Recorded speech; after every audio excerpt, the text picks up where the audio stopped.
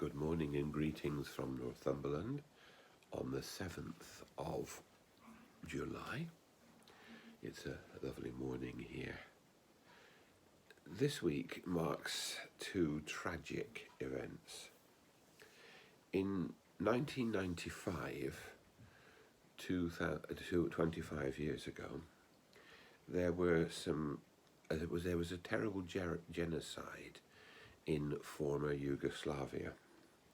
It goes by the name of Srebrenica, the place where it took place.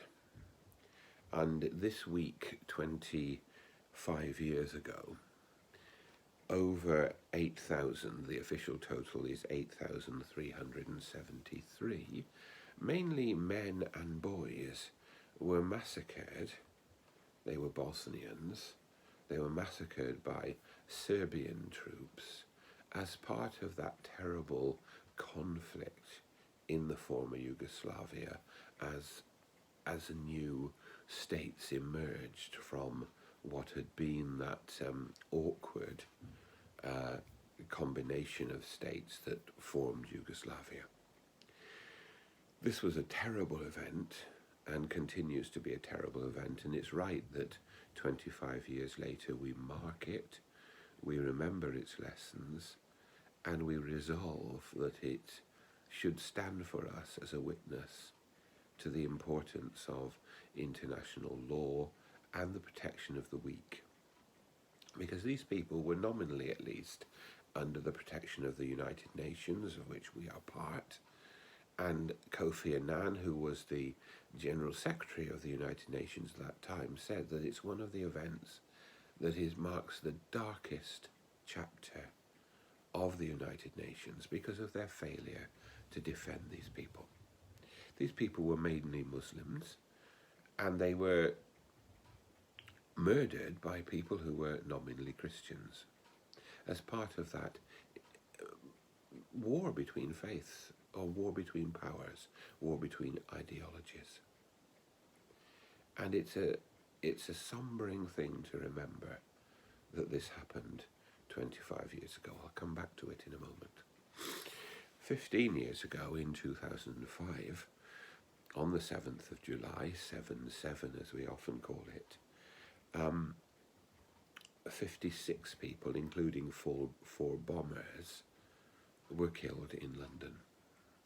They were killed when 4 young Muslim terrorist bombers detonated backpacks full of explosives, 3 on the London Underground and 1 on a London bus. It's amazing that not more people were killed. 784 people were injured. But this event, the biggest terrorist attack ever took place in our country, also shows the way in which people can be warped and distorted into doing things that are simply monstrous. And I think that's the parallel I would want to draw between these two attacks. In Srebrenica, people did truly terrible things because of a combination of fear, yes, but above all because they'd been allowed by their leaders and encouraged by their leaders to demonize another set of people so that terrible things could be justified for some warped logic. And in the same way, those 4 young men in London had been warped and twisted and distorted in such a way that they believed that the terrible acts and the terrible violence they committed was justified in a greater cause. And I think it's a sombering thought for human beings to remember that we are capable of these things. We are not so very different from those people who do terrible things. And the mob can be stirred up, and terrible things can occur because good people do not stand up for what is right.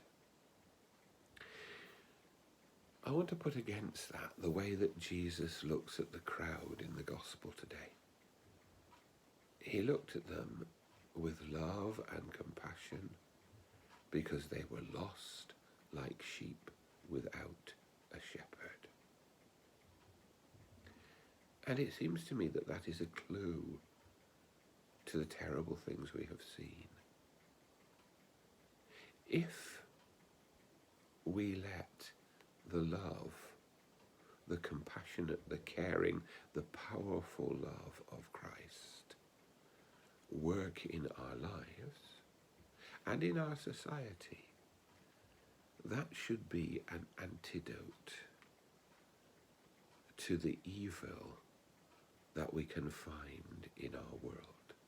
I've talked before about a world that is distorted from the way that God intended, distorted by what we call the fall, distorted by what we call the disfiguring of creation through sin.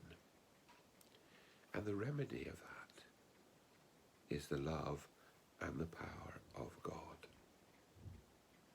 When we see acts of hatred, the only antidote are acts of love. And we should strive so that we, and the society of which we are part, acts with love. And when we see that that is not the case, then we have to stand up with courage.